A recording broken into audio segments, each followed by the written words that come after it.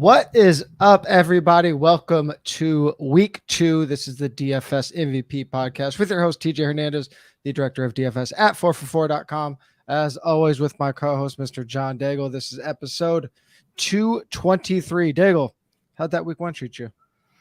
Not well for me personally, but at least I had the right pool of players that hopefully all the subs had successful weekends with.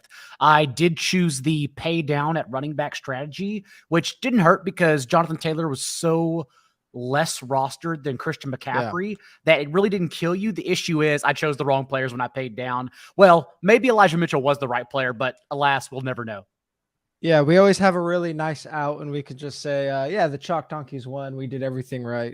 Back to the drawing board. But I mean, that is kind of, it's tournaments where it's lots of valleys and then hopefully very, very big spikes. And, we had a week where usually in week 1, we're least likely to see the chalk hit, but those are the breaks. We're right back at it. We had a very good cash game week for everybody that does play cash, so that's exciting.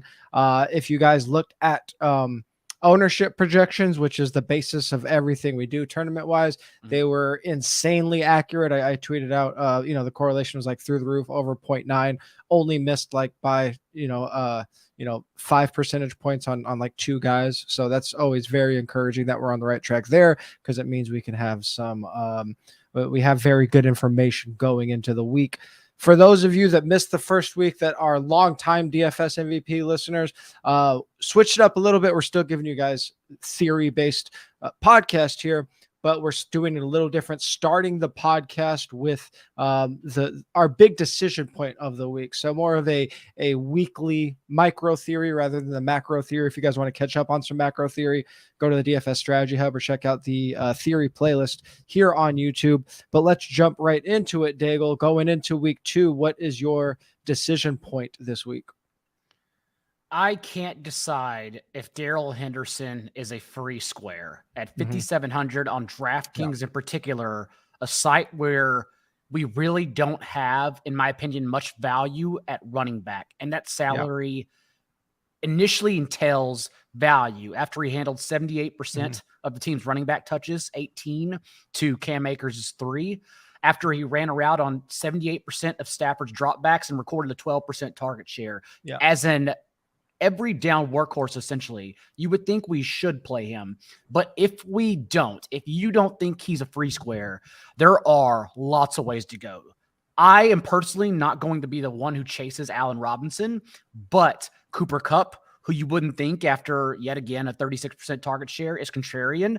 No one's going to get there because everyone wants to play Devontae Adams, and rightfully so. Adams is an amazing play, but no one's going to get to Kupp. So Kupp is naturally contrarian and leverage off Darrell Henderson. Tyler Higbee, my word, how amazing of a play he is after 93% routes run and 11 targets to boot on Stafford's drop back. So there are just so many different ways you could go if you don't think Henderson is the right play. And that's why I'm curious to get your thoughts on it. I have to decide if I'm going to bump up Henderson's ownership percentage yet. I originally projected him and DraftKings, but actually I think it's the same on both sides. 15 to 20%. I think he'll come in at least at that ceiling of 20%. It's starting to seem like the industry might be a little bit higher than I thought. I initially kind of thought that maybe people will see this game total spread out the ownership, even though Kupp is very expensive, spread out the ownership between Stafford, Henderson, and Kupp. It's going to be really hard to get to Kupp, especially on DraftKings.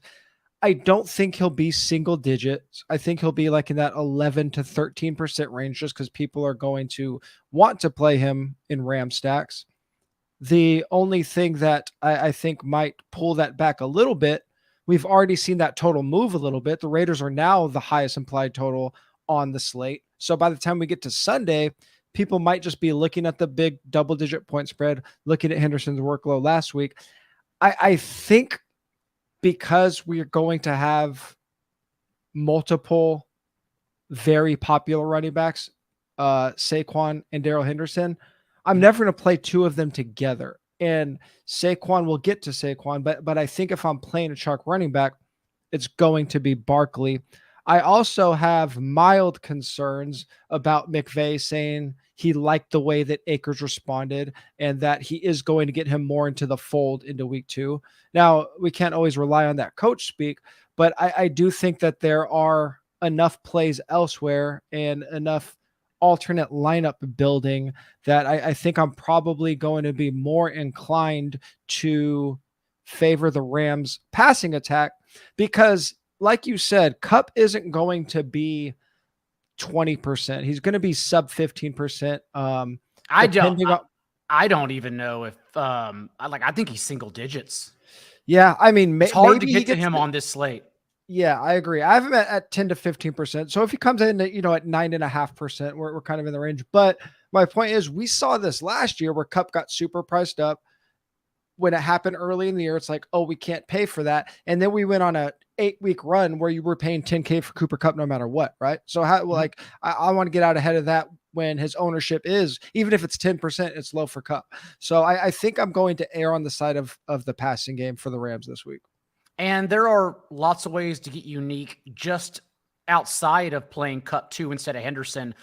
We talked about Kupp, but you can add Stafford to it really if you want to. And that also is a way to combat those who play Allen Robinson. I thought everyone was going to try and be the person to pat themselves in the back and get ahead of an Allen Robinson bounce back, even though, again, I don't want to do that this week. I'll do that in week 3, but against AJ Terrell, who in week 1 played 80% of his routes from the boundary. Terrell, of course, who allowed a league low in yards per catch among all cornerbacks last year. Allen Robinson played 75% of his snaps from the boundary in week 1. Not a matchup I want to go against at all. But also, if people do get popular in Robinson, Stafford is a way to get that touchdown equity without actually playing Robinson as well, just in case he does fail for like 30 yards and a touchdown. The issue, though, is that I don't know if people are going to play Robinson. I thought they would, but now I'm not hearing much discussion on him. So that's something I'll also keep an eye on as we move closer to Sunday.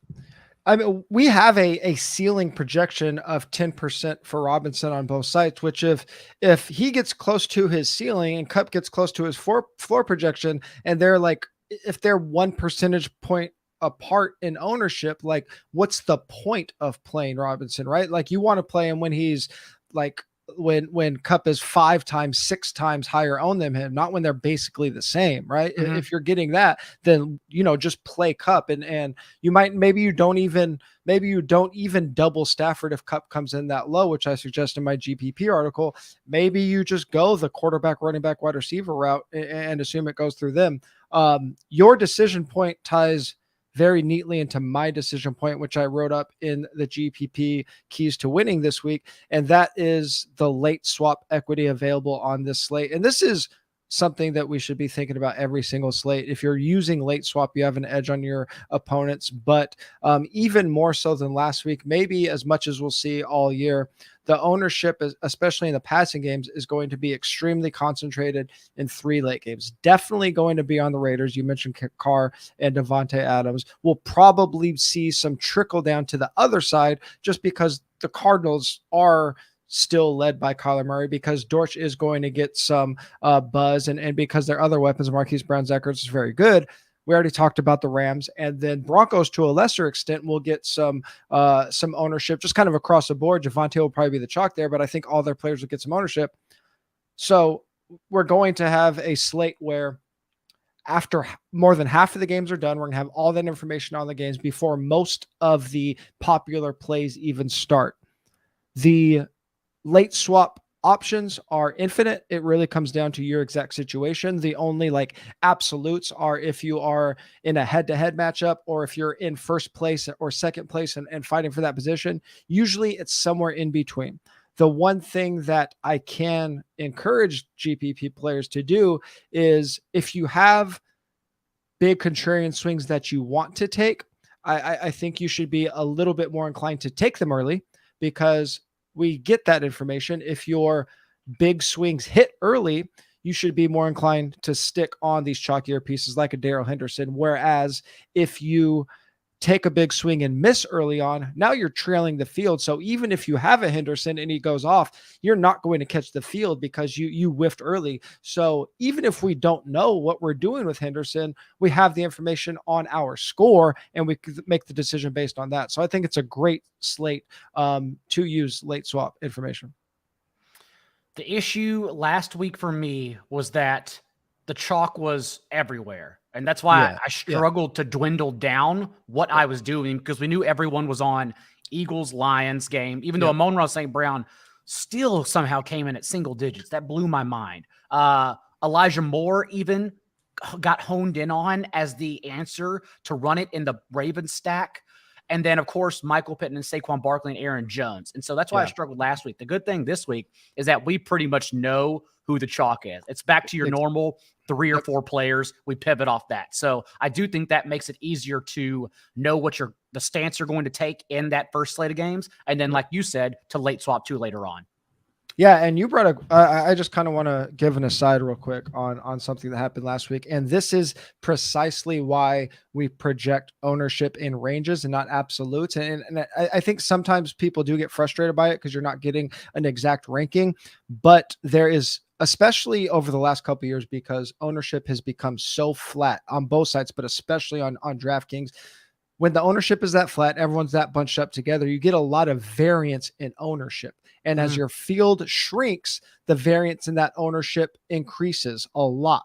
And where does that have impact? Where it has impact in your decisions based on ownership. And I found that in small fields last week. And Jalen Hurts didn't end up being the winning quarterback. You needed Mahomes, but Hurts started balling and he was on pace for a double bonus. If the running backs don't score 3 touchdowns, he might score 40 points. My point is, I didn't play Hurts in small field GPPs because I thought he was such a good value that in a small field ownership would condense on him, he would be like 25 to 30%. And I'm just not playing a 30% quarterback in a 120 man field. In the tournament I played, the biggest tournament, he ended up being 16%. So I really was beating myself up, because if I know I'm getting that kind of value at 16%, then I'm playing him. So it does take some feel. You do have to kind of figure out what your field is doing. I think it was maybe a week 1 situation where the field kind of leveled themselves and did what I did, where they thought that too. You know, if 10 people in a 130 man field think like I thought last week, that's how easy it could get flipped. So especially if you're playing smaller field stuff, be very cognizant of the variance and ownership projections, not just point projections. Completely agree. Before we get into our plays this week, I want to give everybody a heads up about a brand new game that is available to you. It is No House Advantage. They're changing the game by offering the most dynamic fantasy sports platform available today. You could play in a pick'em contest versus other people for a shot at winning $250,000 in cash. Download the app, choose a contest, select your player props, and earn points for correct picks. Climb the leaderboard and your shot to win big money every single day. You can also test your skills against the house and 20x your entry if you hit all of your picks correctly. You can also bet up to 5 player prop over-unders or individual player matchups across every major sports league. Sign up now with the promo code 4for4 at nohouseadvantage.com or download the app to get a first-time deposit match up to $25. Make sure to check out No House Advantage today and experience daily fantasy sports redefined, because it's not just how you play, but also where you play. You do not want to miss out on this at nohouseadvantage.com, promo code 4for4. All right, let's jump right into our plays this week. Daigle, every single week we talk throughout the week, but we turn in our articles to each other. I edit everything, and I always have my finger crossed, and I say always 2 weeks into our partnership, that we're going to be in lockstep, and we were very much in lockstep with our plays this week, so I'm pretty excited about that. Who are you looking at as your value quarterback this week?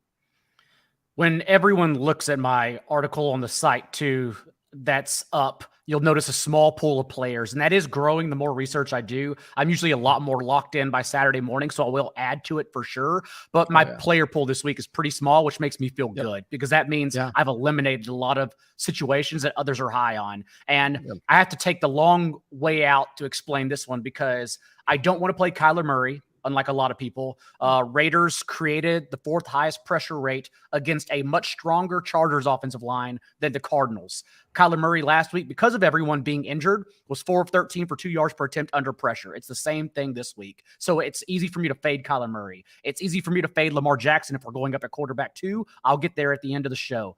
So knowing that and knowing that everyone is likely paying down, ownership right now is honing in around Derek Carr, and rightfully so, that makes me think that naturally I can be contrarian by paying up for Russell Wilson, who is in an amazing spot. The Broncos did absolutely nothing wrong except fumble on the goal line twice. And so because they scored 16 points, that doesn't show them averaging 6.3 yards per play, reaching the red zone on 50% of their possessions, and also 45 yards per drive as an engine that could not be stopped. And now we get this bad, terrible Texans secondary that already allowed 350 yards to Matt Ryan in week 1.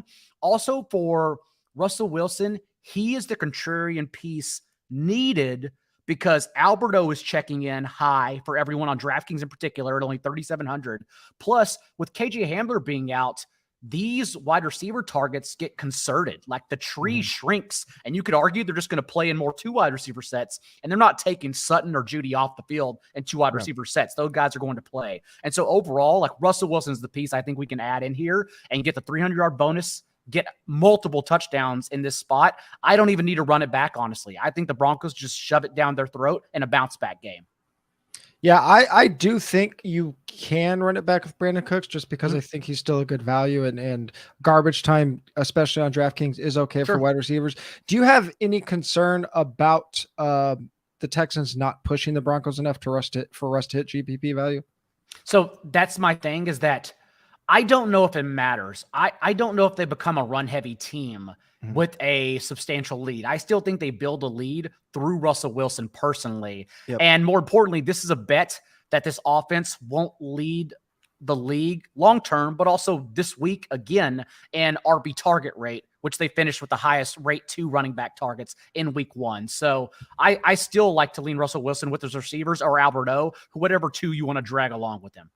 Yeah, my blanket answer to that, I don't know, 95% of the time is like, are you worried about the other team pushing them, or are you worried about like them sitting their starters in the 4th quarter? If they get to the point where they're winning by that much, like the chances of my offense getting where I wanted them to in 3.5 quarters is probably damn good, right? Like if they scored 45 points and then they're sitting their starters, like they did what they needed to do. And you know, touchdowns are high variance. So, you know, if they accidentally go to running backs, that sucks. But if they're balling that good, Russ probably did fine. I think, I don't know if you've looked at this too closely yet. Russ makes a little more sense to me on FanDuel. 7,200 on DK seems kind of tough. Maybe that's because I'm forcing in like so much Cooper Kupp. So I'm kind of more likely to pay up at receiver this week. Do you have a preference on the site, or do you mentioned the 300-yard bonus? Do you think it's just a good play either way? I think you can get him and double stacks on DraftKings. Now it takes eating some chalk at particular positions, a cheap wide receiver, a cheap tight end, but even in taking on that percentage, like we're usually going for what, 90 to 110% cumulative ownership, usually what we're trying to target for tournaments. Yeah, on draft. Even eating that, like, dude, Russell Wilson, because he's tough to fit, because people can't make sense of it, I think naturally be 2%, something like that, as a 350-yard, 4-touchdown out at quarterback. You could argue he has the highest ceiling of any quarterback on this main slate. So, yeah, I think you can. I fit it with Cooper Kupp and a couple other expensive receivers. I genuinely think you can fit it if you have also the fade on Christian McCaffrey and Jonathan Taylor. Yeah, that's fair. And there are good reasons. Maybe we don't get to this show. It may be a Sunday morning Discord conversation. There are good reasons to fade Jonathan Taylor in this slate. Yeah, I mean, his 10K price tag is one, but yeah, we'll Well, definitely get that's to easy that. too. Yeah, that's the conversation. We'll There you definitely go. get to that on Discord. And the great thing about Russ and the Broncos is he fits into that conversation that we mentioned with the late swap. They're in the late window. I believe they're 405, not 420. Oh no, they are 425. So you get maximum time to figure that out at the very least between them and the Raiders. LA and Atlanta is at 405, so there's a 20-minute gap there. But he fits into that late swap window that we discussed. I want to talk about Trey Lance. He is at the very least one of the best floor values of the week at 7,500 FanDuel, 5,700 on DK, favored by 8.5 against Seattle with an implied point total climbing near 25. Obviously, Seattle showed up against Russ last week at home. I think they were fired up and played well over their head. I don't think they're as good as they looked on Monday. I don't think the Niners are as bad as they looked on Sunday in a monsoon. We have Lance projected as a top 2 ceiling value on both FanDuel and DraftKings at 4 for 4. He is our top overall quarterback value on DraftKings. One of the reasons I love paying down for Lance, and I think he is kind of my lock-in cash games, and I'm willing to take the risk and not have to pay up, is because most of the dual threat quarterbacks besides Lamar are off the slate. Josh Allen is playing in prime time. We already saw Mahomes and Justin Herbert play. Jalen Hurts is playing in prime time. So we don't have a lot of economic code guys on the slate besides Lamar, and Lamar is 8,200 FanDuel, 7,400 on DraftKings. So you have to pay an uber premium for him, as Daigle pointed out in his article this week. Trey Lance in his 3 starts, 12 plus carries in every start. So you just aren't going to get a floor like that. Like I said, I think you kind of give the Niners a mulligan for last week. There's a chance that the Niners get Kittle back, which would obviously be a boost to Trey Lance. Kittle did return to practice limited fashion on Friday. And going back to that Seattle win, I think it kind of overshadowed the fact that if we actually look at how they performed, they were 29th in pass EPA per play allowed in week 1, but second in rush EPA per play allowed. So a very early indication that they could be a pass funnel defense. As I said, Trey Lance is a lock for me in cash games. He will almost certainly be my DraftKings cash game quarterback. You like him in GPPs, though. Can you talk about his ceiling a little bit? Because I did not write up Lance as a GPP quarterback. I do like him, but I don't know what he's going to come in at, and that's what I'm waiting on. He'll be single digits. Gosh, that's interesting then. I mean, here's the way I think about quarterbacks is like, you're either going to get like unless you're going after like a 1 or 2% guy, a quarterback has to be like 17 to 20% to like be off the board, and you're not really swinging your slate with your quarterback ownership, right? It's probably the pieces around him. Mm-hmm. So like I think just because Carr's going to draw so much ownership, we're probably going to see Russ and Stafford get a decent amount, and we'll get a trickle effect to Kyler Murray. So then it's just a math problem. Like there just isn't enough room for another double-digit quarterback. That's fair. Maybe on DraftKings because he's so cheap. That's my issue too on DraftKings, that he's so cheap. I wonder if people just suck it up because they understand his ceiling, but maybe there's enough hate from week 1 and question marks with the offense that they do avoid it. We'll get to receivers. I think there's a way you can get unique with him anyhow. Yeah. I also think you could play him naked in tournaments, honestly. Okay. But yeah, it generally is just going to come down to what people are doing. I'm going to wait and see on it. I'm torn on him, admittedly. Yeah, I think he'll come pretty comfortably in a single digit, even like comfortably if that's 7.5 to 8%. Like I don't think he sniffs 10%. Maybe in some super small field stuff. Let's head on over to running backs. A guy that performed surprisingly well, especially in the air last week, is a guy that you like in this week. And Antonio Gibson, as you wrote up tournament reviews, was actually in the $5 Millie Maker winners lineup too. That wasn't contrarian. Like he played the chalk. Yeah, we just had a couple single digit pieces. Chalk, and of course, every tournament winner was just the Steelers defense at 0.3%, I think it was. Yeah. That's how Yeah. you won tournaments last week. But Yeah. overall, it's an amazing spot. Quietly, the Lions have Mhm. cluster injuries on their offensive line, with 3 starters potentially out in this game and limited in practice throughout the week.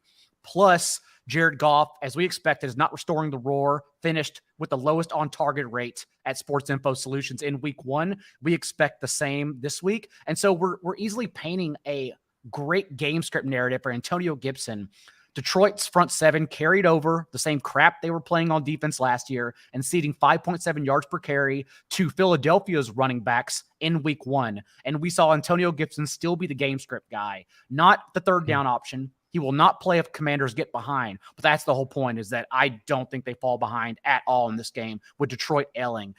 Gibson handled 82% of Washington's running back carries with those 8 targets. I don't think we need those 8 targets, even though they would be nice. I think he's an amazing play this week, Gibson. Yeah, I'm actually just excited about this game in general. I think we talk about range of outcomes, especially in GPPs.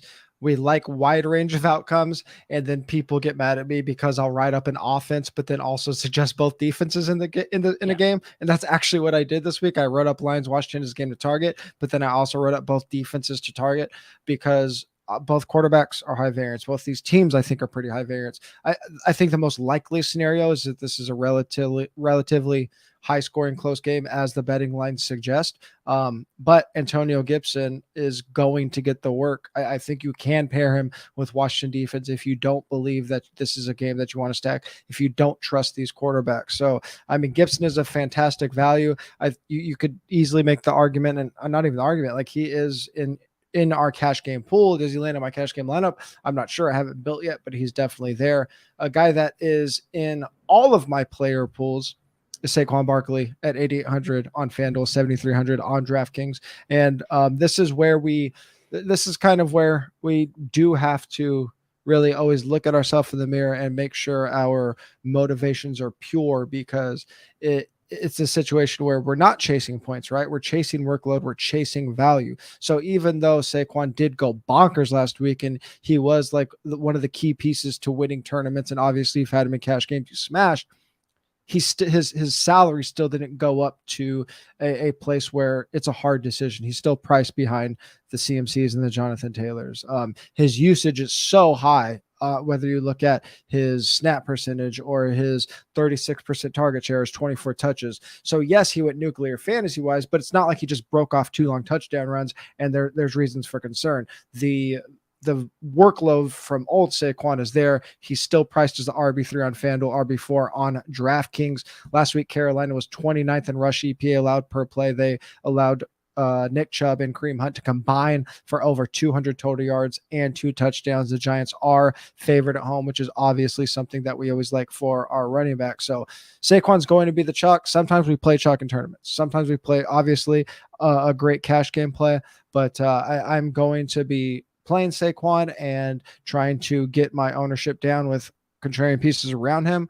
But I think he's just a fantastic play in all formats. He's just priced too low for what he's doing. It's a lot like Cooper Kupp last year, where I was not a winning player in the first 8 weeks because I kept fading Cooper Kupp when the answer was really his salary was just too low. And FanDuel did Barkley justice with that 8,800 price tag, as you mentioned, but 7,300 is offensive. It's just wrong. And so, yes, if you literally play Barkley, there are also terrific game script narratives as well, because we know the Giants are going to blitz Baker Mayfield's face off. Wink Martindale, highest rate of blitzes in the preseason, 3rd highest rate in week 1. They're going to come after Baker Mayfield. And we know that last year, Baker Mayfield was 31st among all quarterbacks in completion rate against the blitz. In week 1, he was 3 for 9 under pressure, 33% completion rate. So not only can you play Barkley with a favorable game script, in my opinion, the reason the defenses we've talked about so far, there's so many more, but Commanders, Giants defenses to correlate with Barkley. That's also not only unique correlation, but also, side note, a reason you don't play Bengals defense in tournaments this week. Oh yeah, we'll definitely get to that. Saquon it's one of these. Well, for one, if you're playing small field stuff, it's really going to be, and I'm going to have to talk to a lot of people about this. How do we think he ends up in small field? If I think he ends up like 50, 60%, probably still play him, but in large field stuff, if he comes in where we have him projected, if he comes at 26, 27%, yes, he's still chalky, but you don't have this decision where like he's 45%. That's a really hard decision to make. When he's this good of a value, if he comes in at 26 or 27%, if he hits like you're supposed to, 75% of the field still making the wrong decision. I'm leaning into those situations every single time. And again, the chalk is only Barkley, Darrell Henderson to a lesser extent, and Raiders offense. Like, I don't think we're going anywhere else, honestly. Even you mentioned Trey Lance at his cheap top price tag on DraftKings, single digits. So, like, that's it. So I know I can get contrarian around Barkley. I'm not worried about eating it. Yeah, I think with Swift getting cleared, I believe he got full clearance today. I think he might get pumped up a little bit, but that only helps our Antonio Gibson case if that ends up being true. Yeah. I really like your wide receiver call, and I didn't write this dude up either, but you and Tim Talmadge wrote him up, and it's making me question myself because this actually might be one of the best plays on the slate. I hope George Kittle is active, because if he isn't, I'm going to have to find a way to play Deebo Samuel with Cooper Kupp or Devontae Adams, and that makes it pricey, because if George Kittle's out, I will argue Deebo Samuel is the best tournament play in week 2 by far. He's not only going to carry single-digit ownership for sure. He's going to be less than 5% in my opinion. But we question the ambiguous target tree for the 49ers, and that's why we were pinning targets in the preseason for redraft leagues to Brandon Ayuk. But maybe the answer is also just Deebo Samuel answers all the ambiguous questions. Not only a team high target share in week 1, but he got to carry along those 8 carries as well. And remember, when he was a wide back in the second half of the season, he averaged 4.9 targets per game. He wasn't getting the usage in the passing game that he got in week 1. So if Kittle's out, Deebo Samuel is such a smash. You can add him to Trey Lance if you want. You can play Deebo Samuel's leverage off of Trey Lance. You can do so many things to still be unique. But either way, Deebo Samuel, I will have in every single entry lineup if Kittle's ruled out. Yeah, these are the situations where even if you don't look at my ownership projections or ownership projections somewhere else, you could kind of intuitively figure out these salary range ownership. So if you think about Deebo, he's priced as the wide receiver 5 on FanDuel, wide receiver 4 on DraftKings. Even though he's not in the same salary tier as Cooper Kupp and Devontae Adams, he's still priced up. So just intuitively think, if people pay up, what are they going to do? They're going to look at the list on DraftKings or FanDuel. That's how most people build. They just get on the site and they see these players bunched together. Who are they going to click on? Kupp and Devontae or Deebo? Like, Deebo has to be so much less, at least right now in week 2, after what we saw in week 1, he has to be priced so much further than for him to be significantly owned. So just from a price perspective, it's just almost impossible for him to get double-digit ownership. He probably comes in 5% or less, like you said. The interesting thing about the 49ers and Deebo is I think a Trey Deebo single makes sense, like you said. I think Trey naked makes sense. Do you think Deebo gets enough rushing work? Obviously, he could steal a touchdown, but is there a chance he cripples Jeff Wilson's value? I don't think so. So Jeff Wilson to me is a giant question mark anyways. We don't think he's going to get the passing game usage. And he basically has to score touchdowns to provide value. Everyone has been citing the fact that in the interim last time Jeff Wilson was starter, he averaged 18 carries per game. But understand the context that this offense is totally different. Even, the changeover from Jimmy Garoppolo to a rushing quarterback, now stealing carries from the offense. But also, even when Elijah Mitchell left in week 1, Trey Lance led the team the rest of the way with 11 carries. Then Wilson had 10. Then Deebo got 6. We know Deebo Samuel also had 2 carries inside the 10-yard line. So I think Deebo, I guess to answer your question, Deebo poaches from Jeff Wilson, certainly. Jeff Wilson is just someone who's not even in my pool. Like, I'm just not. Yeah. Maybe we can sneak it by on FanDuel, but on DraftKings, just not even interested. I was going to, you took the words out of my mouth. I wrote up Jeff Wilson. I should probably clarify in the article that if we think about how he gets there, it's with multiple touchdowns. Like, he's just not going to rush for 120 yards and catch 5 balls, and if you do that on DraftKings, you could get there with 1 touchdown in tournaments at least. And I think because of all the things we laid out, he's just not a cash game play. Tim Talmadge wrote up Deebo as a cash game play, and it kind of surprised me. But the more I think about it, with how expensive Kupp and Adams are, I think Debo actually makes a lot of sense as a cash game play because you are saving so much. He might not be popular, but if he fits and you're trying to get like if you're trying to get a couple running backs maybe that don't fit, or you want to pay up a quarterback or something, and you can't fit Kupp or Adams, that does make sense. I'm going to a guy that you got me on last week. He almost got us there. Unfortunately, Jalen Waddle got the long touchdown, but Tyreek Hill got all of the usage that you thought he would. Ended up being a fantastic play. Like he scored fine, just didn't go crazy, but still moderately priced. $8,000 FanDuel isn't too cheap, but on DraftKings 7,100 is still very, very affordable against Baltimore.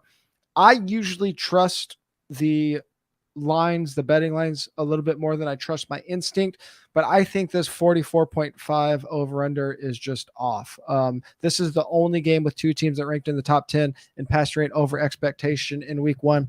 We saw both of them not just pass a lot and pass well, but pass very explosively. Jalen Waddle had that long touchdown. We saw Tyreek getting balls down the field. Lamar's 3 touchdowns averaged 33 yards in the air, so that's very exciting.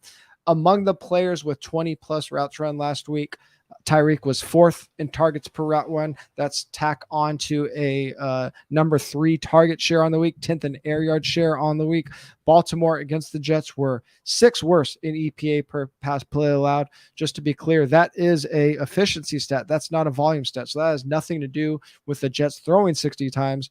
They just were, they didn't ball out, but on a per play basis, they were very efficient versus Baltimore. So I like Tyreek going against Baltimore this week, and I like this game in general.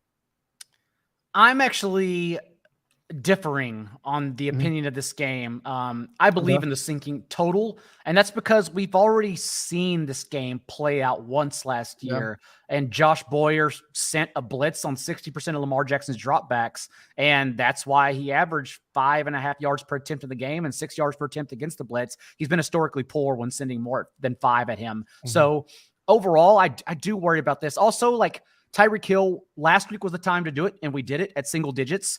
I think he's going to come in around 15, 18%. And so if that's off, sure. But I don't think that's something I'll be on in the small field anyways at that ownership. I'm going to have to look. No, I'm going to have to look. And I could have that read off. You know what? I have Reek at that 13 to 15% range. So yeah, he won't be. Yeah. That's a fair read. That's fair, and that's low, and that's a little lower than I'm saying. So I could be off, and I'm trying to project for Sunday morning what's going to happen overboard. But maybe he does come in underweight since it's kind of hard to fit him. I think it depends if people decide they want to play Lamar, then that could steam up Tyreek as a bring back. I think I might have Lamar over projected in ownership right now, so make sure you check the Saturday ownership adjustments. Hopefully they were decent enough for everybody that played Thursday to Monday. If you're still playing a Thursday to Monday, you are an absolute madman. Go back to that Raiders game. Who do you like as a pass catcher there? Whether you play Carr as arguably the highest rostered quarterback on Sunday, whether you play Devontae Adams, the highest rostered wide receiver on Sunday, you got to get Hunter Renfrow in with Carr, or you got to get Hunter Renfrow as your leverage off of Adams.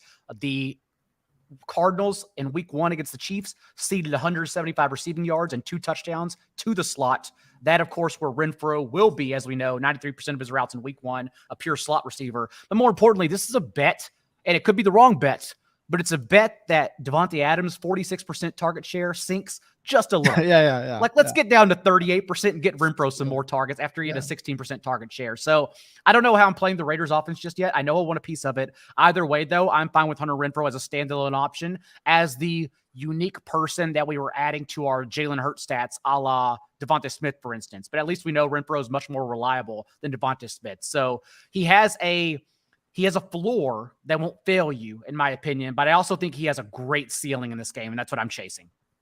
Yeah, I'm definitely attacking this game, looking for ways to be unique. Are you more likely to double Carr and use Renfrow as a way to bring down the average ownership of your Raider stack, or are you more likely to use some kind of double stack like a Renfro and a Waller to just completely fade Adams' high ownership? I would still go Adams and Renfro. Absolutely. Yeah. If I play Carr, I'm definitely double stacking him, and I'm definitely playing Renfro as one of mine, knowing he's going to come in less rostered than both Adams and Waller. So that's our unique option. That's how I'm doing it. I just haven't decided yet if I'm going Renfro standalone against Adams, and that's another way I'm thinking about it. Yeah, I think the decision and last week I don't know if I made an error or if I just didn't have enough information yet, but I think when thinking about these high ownership pass catchers and thinking about whether to completely leverage off of them or to use their teammates to lower the ownership, I think we have to think about what type of player we're getting leverage off of. So in a situation like a Kupp or Devontae Adams, it probably makes a lot more sense to leverage to have a low ownership teammate and still roster them, because it's just going to be very hard for that pass game to go nuclear with them not going off as well. Whereas if you are in a situation where you have sometimes we'll just have a random super popular wide receiver just because of salary, like you get an injury and then a $4,500 receiver is the chalk. I think those situations, it makes way more sense to completely leverage off of them because their offense can still do good without them because they aren't the Devontaes or the Kupp. So I think that's kind of been a leak in my game. And I agree with you that if I am playing like a Renfro, it's with Adams, not to leverage off of him. So that's definitely a good call. We didn't talk about this in the running back section, but I'm not sure just yet, because I also think, like Miles Sanders last week, Miles Sanders was great. He had 19 DraftKings points. I think Jacobs is a good answer too, especially now that we got Amir Abdullah out of the game. Yeah. You're the second person I've heard say that. Yeah, I may not get there, but he's also on DraftKings in particular, only 100 more than Darrell Henderson. He's not going to get played. He's going to go completely overlooked. Oh man. Yeah. Right. Discord Sunday morning. See you there. My other value wide receiver is Jerry Jeudy, 6,300 FanDuel, 5,600 DraftKings. You already talked about Russell Wilson. Yep. You talked about and one thing I love is looking for concentrated passing games. I think that is going to happen, that the targets do end up probably concentrating more towards the wide receivers. Again, as you pointed out in your article, the Texans allowed the second most total yards to opposing wide receivers last week. Jerry Jeudy and Courtland Sutton had the same target share in week one, but Sutton is $500 more on FanDuel, $600 more on DraftKings. I actually wrote up Sutton as my preferred tournament play because of he did collect a ton of air yards, and Russ is great with the deep ball. But if we're talking about value, if we're talking about saving salary, Jeudy is going to get just as much volume for a discounted price. So at least in cash games, I prefer him to Sutton. He is of all wide receivers under 7,000 on FanDuel, top 2 value on 4for4, of all wide receivers sub $6,000 on DraftKings, top 2 value on 4for4. I do think there's a chance that Javonte gets steam more than anybody in this game. So if that does happen, all of the pass catchers are leveraged off of Javonte. And then if you want, one thing I like to do is run our collective 4for4 player pool. Me, you, Tim Talmadge, then any other players that Mike Waller or Pat James throws in, and just run like a 4for4 optimal with that player pool. Jerry Jeudy shows up in our top 150 lineups of both FanDuel and DraftKings. He shows up in a third of optimal lineups with our player pools combined. So that is encouraging on Jeudy there. I already talked about Wilson, as you mentioned. I agree. And just the fact that KJ Hamler's out, I think it makes a tremendous argument to tack on Russell Wilson at 2-3% to these wide receivers, whichever way you go. We just know, we're guessing in order, like you said. The ones getting dragged along will be Javonte Williams, Alberto, and then the receivers, the two being the less roster, which makes them so interesting together. Absolutely. We're going to go back to one of the popular games, the game we let off with, but at a different position at tight end. Who you like in this late window? There are, I'm not going to say a lot of good tight ends, but there are a lot of tight end options. So like the Stoneman, Jawan Johnson, there's reasons to get off him, and there's reasons to get off of like Mark Andrews and other median options. But overall, I like Tyler Higbee. If you can't get to Darrell Henderson, or if you want to fade Darrell Henderson for the reasons we discussed, if you can't get up to Cooper Kupp, Tyler Higbee, for all the reasons I mentioned at the beginning of the show, a route on 93% of dropbacks, and it makes sense. That's not a fluke. Van Jefferson out again this week. Plus, remember, in year one last year of Higbee's career without Gerald Everett, he ran a career high 90% route rate on Stafford's drop back. So it makes sense that he's just out there as an every down player. And then to not only see the 11 targets, I mean, insanity. That target share, second highest on the team behind Cooper Kupp. So yeah, Higbee's an amazing option. And he's priced enough where he actually should be priced higher. And he's in a weird range that I don't think people are going to play him anyhow, even though he's good touchdown leverage. So yeah, I think he's a great player if you think you want to go that route. I have him projected pretty high on ownership. Oh, interesting. Okay, I didn't. So okay. But it might be a week where like I have him as in the top range of ownership, the 15 to 20% range. But if he comes in at his floor, it just could be a situation where we don't have a mega chalk tight end. Like I don't think anybody's going to sniff 20%. Mark Andrews and Kyle Pitts like might draw some ownership on FanDuel. On DraftKings, I have Hawkinson up there with maybe Waller and definitely Albert O on DraftKings. So it could be a situation on DK where we just get like 5 guys in like the 13 to 14% range, and then everybody else just kind of fills out the rest of the ownership. Again, if Darrell Henderson ends up being like 25%, and you want to play Higbee, even if he is the most popular play, the combo of like a Stafford Kupp Higbee, that product ownership is going to be low enough where it's okay if he's the most popular tight end, I think. I was definitely projecting him for lower, but that makes sense. Now, the player you're going to talk about, I definitely am projecting for lower.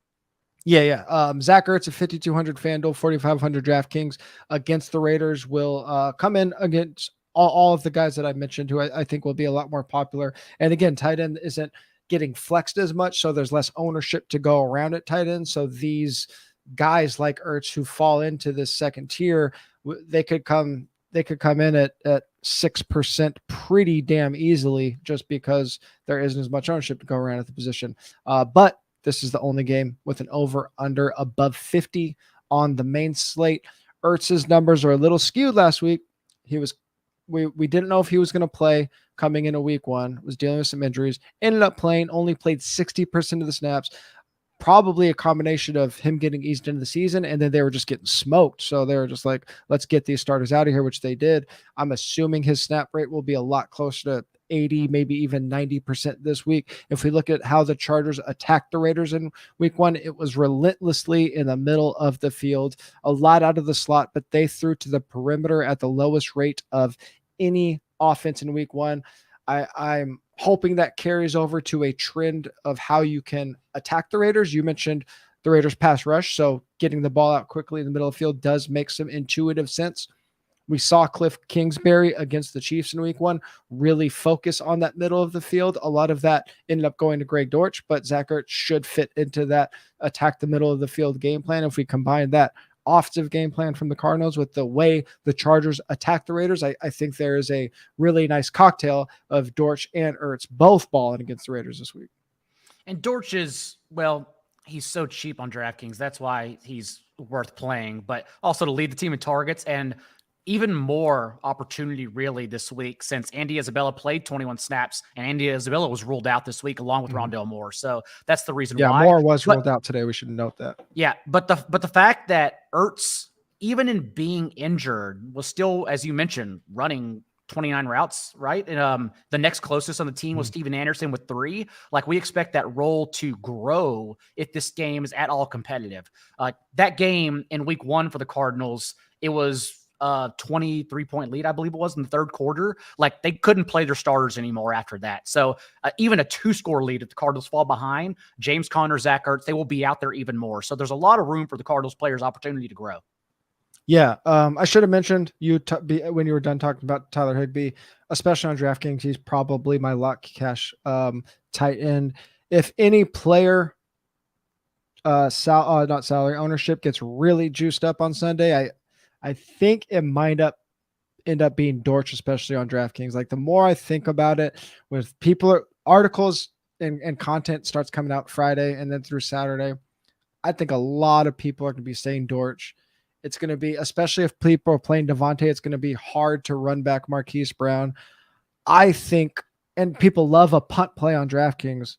I think Dortch could like come in at like 15% by the time kickoff happens. And if that happens, Really? like that just maybe I'm gonna have to look at it, but I have a feeling that name's going to catch some steam. And if that happens, like it just makes Ertz that much of a better play.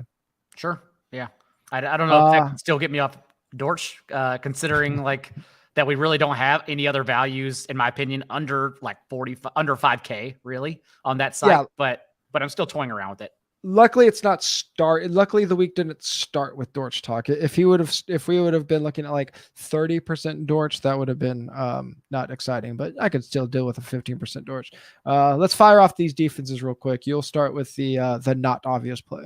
And there are so many this week. That's why you don't play the Bengals. So many good cheap ones, so many good median ones. Like I think paying up for the Raiders and Giants is also pretty good. But yes, I like the Dolphins just because we saw what they're going to do. Lamar Jackson, historically bad against the blitz. We already talked about it. And they sent it on 60% of his dropbacks last year when they played. Now, maybe it doesn't work out because also last year when they played the Ravens, remember, it was a short turnaround on Thursday night, and the Sunday before, the Ravens ran 100 offensive plays. So they had the short turnaround mixed with the blitz, mixed with 100 plays. Like it wasn't a combination that was ever going to be good for survivor pools on Thursday night. That's why the Dolphins were, that's why everyone, should have avoided the Ravens. Some didn't. But overall, yeah, I think if you want to pay down, the Dolphins are just fine. They're also 100 more than the Bengals, so no one's looking at them. This is kind of where I'm at right now. Yeah, I have to mention the Bengals just to do the listeners Sure. a service. I know there are a lot of people that list this last minute want to fire up some cash game lineups.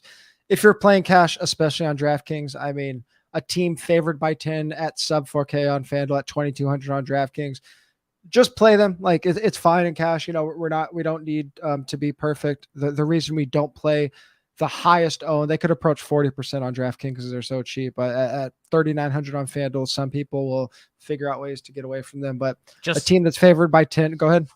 Just remember what we said at the beginning of the show. Like people won tournaments by playing chalk and then 0.3% Steelers defense. Like the defense matters a lot. Do not chase the 30%. Yeah, and you can look at pretty much any data point, whether it be on 4for4 or otherwise, that shows pretty decisively that ownership, salary, projections, basically any metric you look at does not correlate with defense performance. In tournaments where really you hope your defense scores a touchdown, like they could win by 10, they could do exactly what they're supposed to do. If they don't score a touchdown, they're probably not winning you a tournament unless they get like 9 or 10 sacks playing against backup Cooper Rush. But Rush actually had a good game in his one start last year. But got to mention the Bengals. If you're playing cash games, just throw them in, especially on DK. And remember, they're only at 2,200 because Cowboys played on Sunday night. Salaries came out before Sunday night. Otherwise, I think they'd be 2,800, 3K. Oh, like that. Yeah, they'd be well over 3K on DraftKings. Any last thoughts before we get out of here? That's about it. Look for the DFS article to be updated by Saturday morning for sure for everyone. And then Sunday morning Discord, like last week, we kind of gather our thoughts over the weekend and then get down with everyone for about an hour discussing overarching game theory and some late pivots we can talk about. There's some pretty important injuries and news to be aware of that we'll get news on overnight Saturday. So Sunday morning, Discord, 10:45 a.m. Eastern, that's the place to be. Yeah, make sure you are a 4for4 DFS or betting sub to access that. It leads right into our betting show with Noonan and Connor Allen. So we make sure you guys have time to hop over there. If you haven't signed up yet, definitely do that so you can get into the Discord. If you are enjoying watching this on YouTube, please like the video and subscribe to our channel. It helps a ton. And if you really, really want to support us and are listening to the podcast, please give us a 5-star rating and review on whatever podcast platform you are listening on. And you can get more of what we have to say on our Twitters. Daigle is at NotJDaigle. I'm at TJ Hernandez. 4for4, as always, is at 4for4 football. We will talk to you guys on Sunday morning.